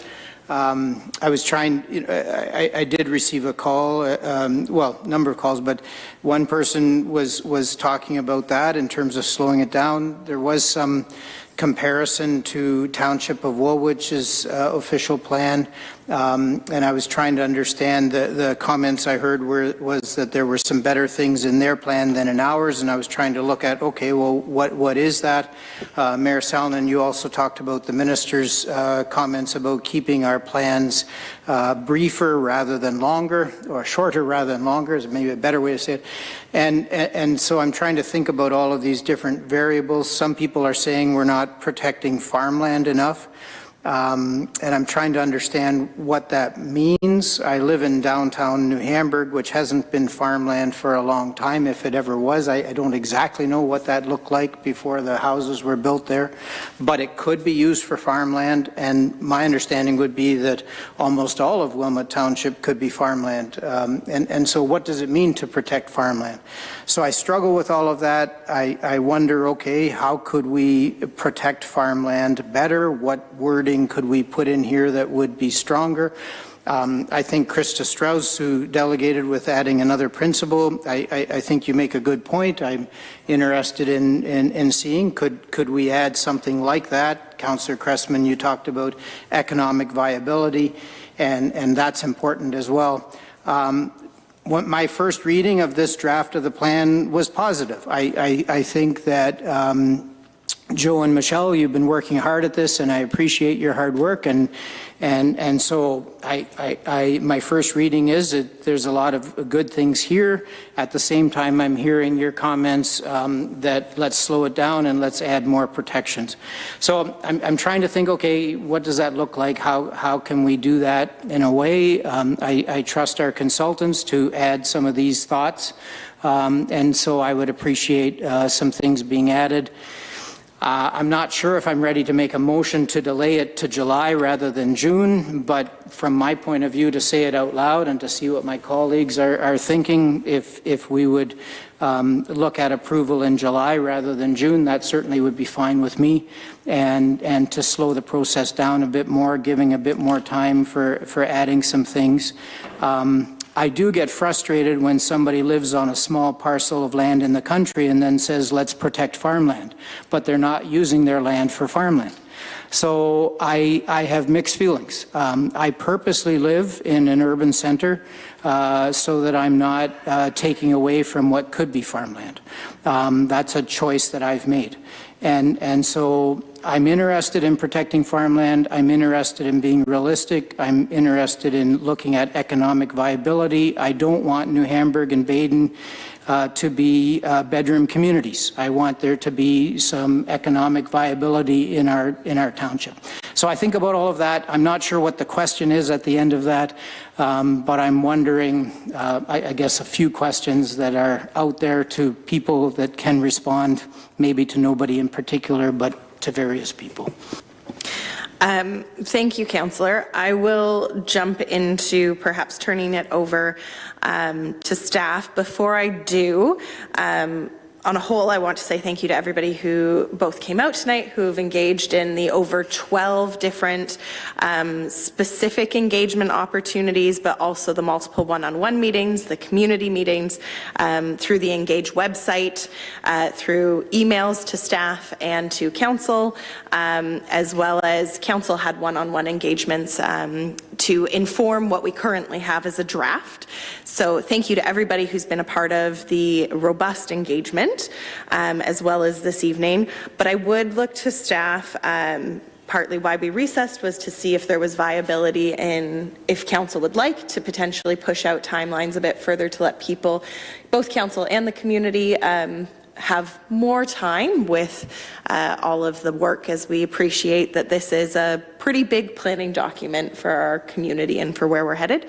So I will turn it over to Director Martin at looking at potential timelines going to June and what that might look like. Thank you, Mayor Saladin. So certainly I appreciate the summary of engagement to date. The draft document before us is the same as previous, just slight reorganization, but the content is there. We appreciate that, you know, it's a lot of content to absorb.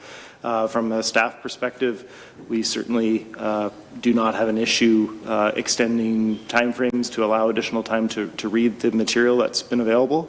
So we would suggest, you know, providing an updated, the final draft along with the compendium document before the end of June.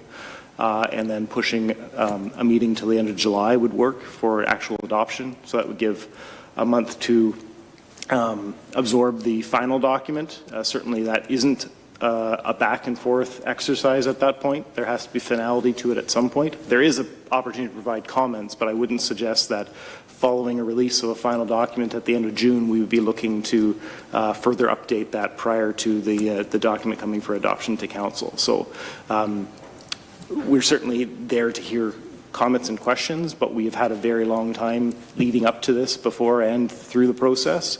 So, I mean, at some point there has to be an end date, I guess. So from that perspective, we, you know, work with the consulting team, but ultimately to kind of push that final document off by a few weeks to give additional time for comment at this stage. We can absorb those comments and update, release that document at the end of June.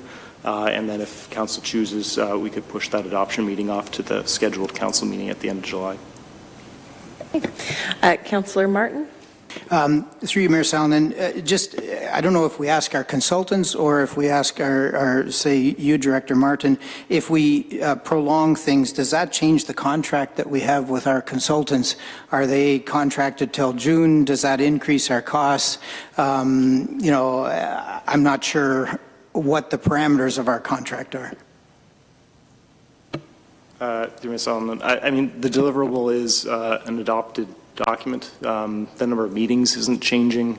I anticipate we will work with the consultants if there is increased costs to accommodate that. That's something that we will address at that time. But we've had a very good working relationship with our consulting team, so I don't anticipate delivering that without any substantial changes to our budget is going to be an issue.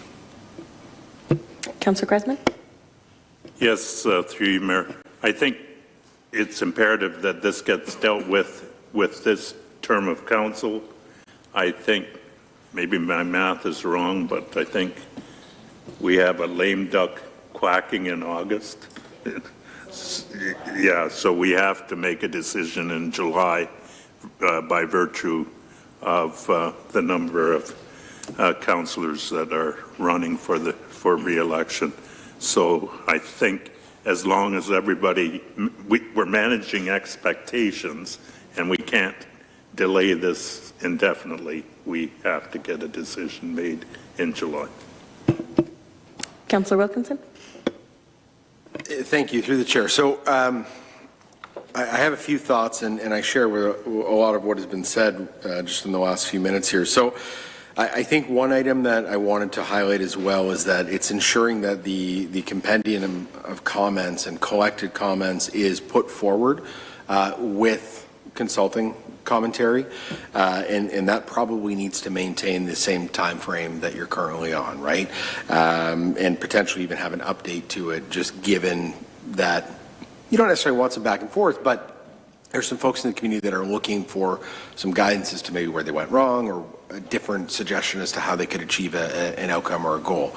So I think that piece or that feedback needs to come back, and that ties in as well to sort of a change document, if you will. So I realize that most of the content has been maintained or is the same, but it was reorganized. So not necessarily looking for a, hey, this was moved to this page or that page, but rather, is there a red line available that we can get that sort of shows how policies have changed from draft 1 to draft 2? That would be beneficial, I think, to showing people greater transparency. So that's sort of item 1 regarding commentary and feedback. And then in terms of the time frame, my question is more so, my initial sort of plot out that I had written down was to look at July 27th as sort of having that final meeting, because you could essentially have feedback, additional commentary, and a redraft by June 22nd. That opens the time for everyone to give comments and then essentially come back in July. Are we necessarily not able to make it to August? Just if, say, for instance, we get to July and council's not happy and we want to defer, are we then looking at an additional meeting? Or I'm looking to staff as to sort of what the logistics are on that, because we're headed into election season and I'm not sure how the scheduling would work. Just curious.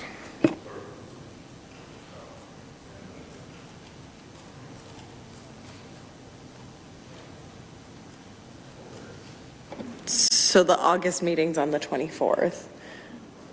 I mean, what I would suggest is that we can't keep on kicking the can down the road, much like Councillor Cressman just said. What staff did say, and I thought it was clear, but it was essentially what you were just saying. Staff said the published final draft that would be going forward for council recommendation will be published at the end of June, along with the compendium, which I believe our consultants have very clearly stated what that will look like. It's saying this is the feedback, this is how it was incorporated, or this is why it was not incorporated. So that'll be available publicly at the end of June. And if council would like, then we can make the meeting where this comes to council for final adoption, which again, at that meeting, council can make amendments and changes to it. That meeting would be the July 27th. Frankly, I would not be in favor of continuing to push it on further. I don't really see a valid reason when we give, again, it's not all brand new content, not all brand new information, and part of our job as council is to be able to take all of the information that we have and be able to make a decision in a timely manner as well. I hear what you're saying, wanting to understand our options for deferral. That would also put us beyond the 21st date of nominations closing.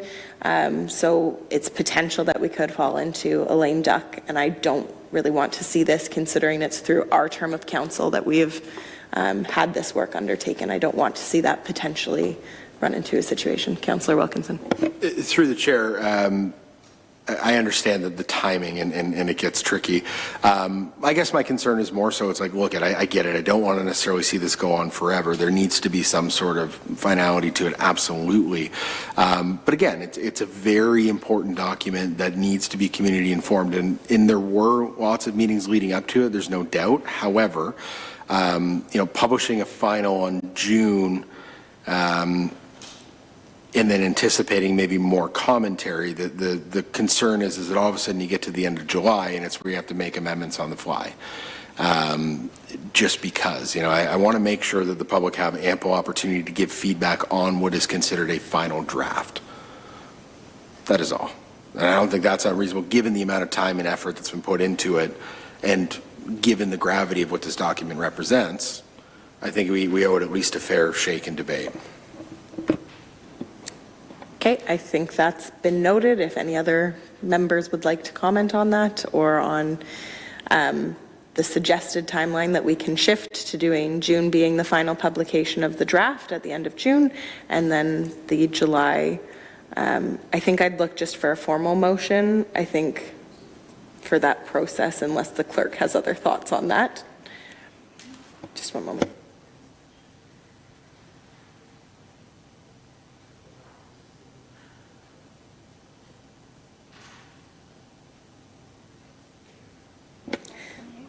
So yes, the clerk is just saying it would, I guess, be an amendment to the current motion because it's received for information. So it would be an amendment, and that the final draft along with compendium of all input be brought forward publicly by the end of June, and then have the final decision-making meeting at the July 27th meeting. So I'd be looking if there's a mover and a seconder for that. Moved by Councillor Dunstall, seconded by Councillor Cressman. Any other comments or questions? Councillor Wilkinson. Through the chair, I would just add an amendment to the amendment, looking that we would like to see, in addition to the compendium, but at least a document that tracks changes.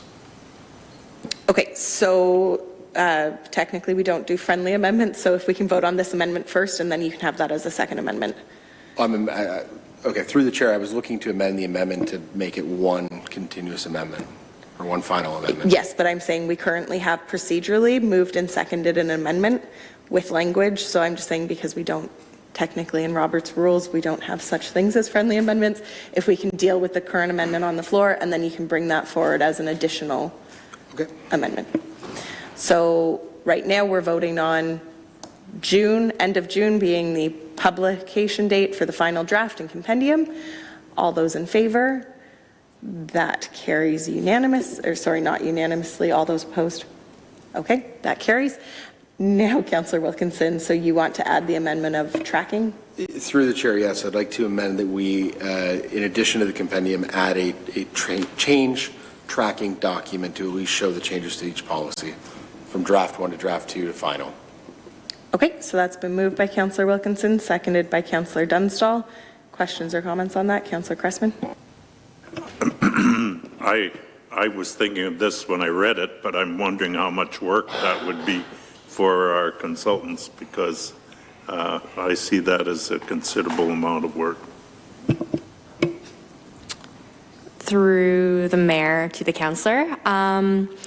In terms of what I think I'd recommend we do for the track changes is there has been a significant reorganization. So while we can produce a tracked changes of what was moved where, the readability of that document will be significantly limited. So I think if there is something that I can recommend that we do is we do, based on what was put forward today, a track changes to reflect all of the input that we're currently receiving and the previous track changes from provincial comments and that information, rather than doing a track changes version of what was moved, because that is going to cause problems for everybody. Through the chair, that's precisely what I'm looking for. I wouldn't expect you to show where you've moved paragraphs to, but rather within the paragraphs what policy comments or language has changed. Okay, so that's been moved and seconded. Any other comments or questions? All those in favor? And that carries unanimously. Well, to summarize and keep track of everything, now the motion on the table is that this report be received for information, and that the end of June is when the final draft and compendium information will be published publicly, and then the July 27th meeting is when council will be brought forward this for consideration. And as well, that we will get a tracked document changes as just outlined by Michelle. So that's currently what's on the floor. Was there any other questions or comments this evening that council had before we vote? Councillor Wilkinson? Through the chair, I guess the comment to anybody listening or watching, if you read the document and see the changes in June, make additional comments, reach out to council. We'll have time to obviously review and amend before the end of July, because that meeting is July 27th. So that gives us as much reasonable time as we can get at this point. Councillor Dunstall? Thank you, through Mayor. I concur, but I would also ask that it's in writing. In speaking to the consultants, and for them to review those comments, it's much easier for them to do it when it's received in writing than a conversation. So please make sure that it's in writing, whether to council or whomever, just make sure it's in writing to us. Thank you. Councillor Martin. Through you, Mayor Sullivan, I know there was some reference earlier in the meeting about the province needing to review and approve. Is there anything more that we could say? Because some comments that I heard and again, bringing up Township of Wilmot's official plan, they have some things that we don't. But would it be fair to say we've been trying to work hard, listening to what the guidelines are that the province is giving us, and not write in things that are going to be either vetoed or disagreed with from the province? We're trying to take seriously the parameters of what the province is giving us. Is that a fair summary? Go ahead. Yeah, thanks. Through you, Mayor, Madam Mayor, to the councillor. The short answer is yes. What we, as like a registered professional planner, what it is that we are to do is to put a document before you that, in our professional opinion, is consistent with the provincial planning statement, conforms to various policies and plans that are in effect, and all that kind of jazz. We're not here to put. We're obviously here to put something forward that we think fits. So yes, with respect to what the province sets, yes, that is an important part of forming my opinion as to what can be done. That's not meant to be a judgment statement or commentary on what any other municipality or any other consultant's trying to do. We're here on the basis of, and with one other item that we haven't really spoken about, council's requests. Council's expectations. We've done considerable engagement with each of you as well, and what we're hearing from this public as well. It is a big jumbly balance of a whole bunch of interests and desires and wants that need to be balanced, and you know, I like the draft that's here today. We're getting some feedback on how it's going to work, and I'm looking forward to bringing back a better draft soon. Director? You're good? Okay. Thank you. Any other questions or comments, councillors? Okay. I do have just one other comment I wanted to make about the design criteria in the document, in particular on the seeking higher than 6 stories.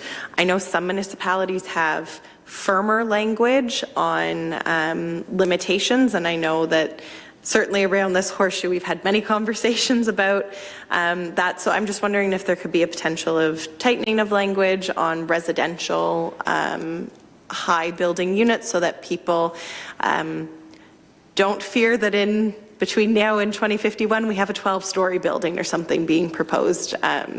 So more so just wanting to add that on to feedback, but happy to hear your comments if you have them. Thank you, Madam Mayor. I'm going to ask Ms. Diplock to respond to this, but yeah, what caused me to press the button really quickly here is that we won't have any ability to control any proposals that people want to bring forward on things. I have a talking point about this, that anyone at any time can file an application for anything in this municipality, and the way it works is that they're entitled to their due process and due course, including from a decision by a council.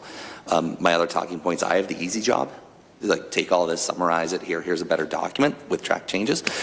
You guys have the tough job, because you will have to make a decision based on that proposal.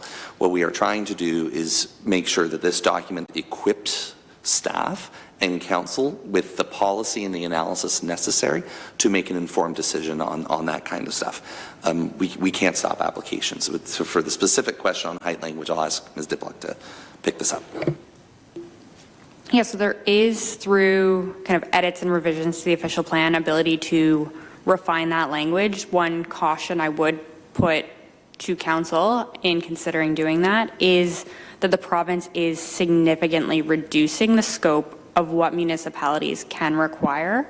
In terms of our reorganization to align with the provincial guidelines, we are working with the province on that. One thing I'll note that they do not have in their standard table of contents, but we do have in our official plan, is design regulations and criteria. And so that is something that we are believing is the best thing to put forward for the township, but that is something that the province has tried to move municipalities away from doing.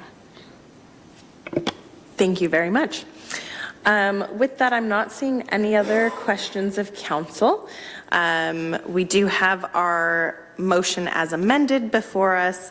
I guess I will call the vote. All those in favor? And that carries unanimously. As for the rest of the evening, our public meeting is now officially closed.